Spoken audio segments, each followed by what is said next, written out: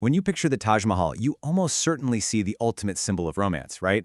I mean, a flawless white marble monument standing as this ultimate testament to eternal love. But what if I told you that almost everything you thought you knew about its creation, the people who built it, and even its future is, well, kind of not the whole story? Welcome to today's Explainer. We are diving deep into the surprising historical and scientific realities of the world's most famous monument of love. We're going to look at the intense devotion that sparked it, the incredible labor that built it, and a very modern, very silent decay that is literally threatening to destroy the whole shebang. Let's get into it. Okay, let's kick things off with a massive historical what-if. Was the Taj Mahal actually meant for Agra? Now, it's pretty hard to imagine this iconic skyline anywhere else, right? But the truth is, this grand mausoleum was originally supposed to rise in a completely different place, a small, quiet town way down in Madhya Pradesh called Burhanpur.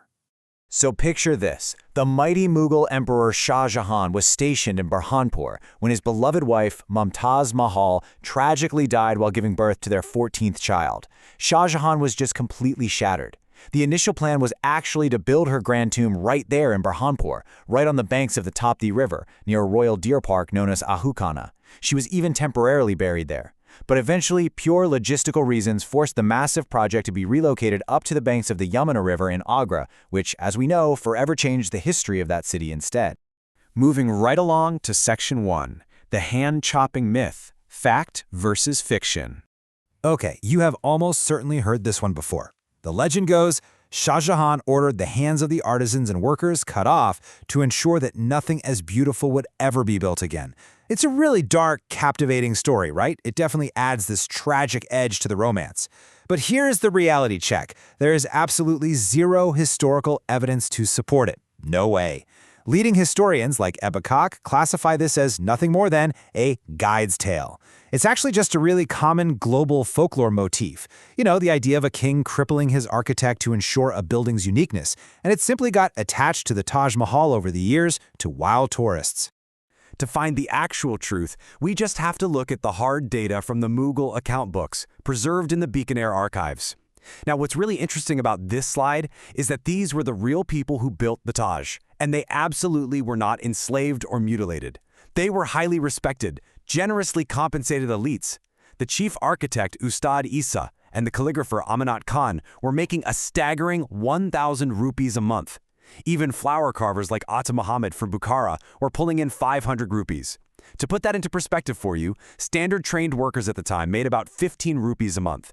Shah Jahan even established an entire settlement called Taj Ganj for these artisans, where, amazingly, their descendants still live and practice their crafts today. So, what actually happened to the chief architect, Ustad Ahmad Lahori?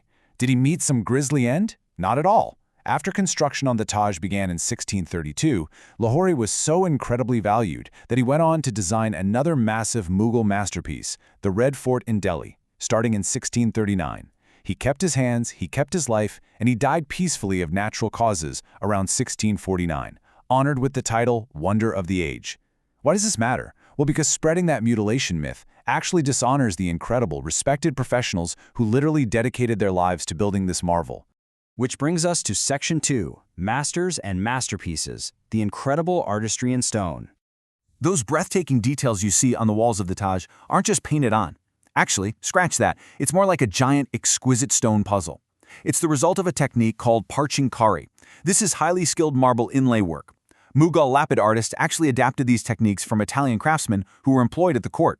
They took semi-precious stones, we're talking yellow marble, jasper, turquoise, and jade, cut them into these incredibly delicate shapes of vines and flowers, and inlaid them perfectly flush into the white Makrana marble.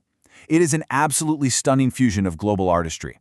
And that mastery completely extended to the monument's breathtaking calligraphy too. It was executed by a Persian master named Abd al-Haq, who was so brilliant that Shah Jahan personally gave him the title Amanat Khan, which means trustworthy.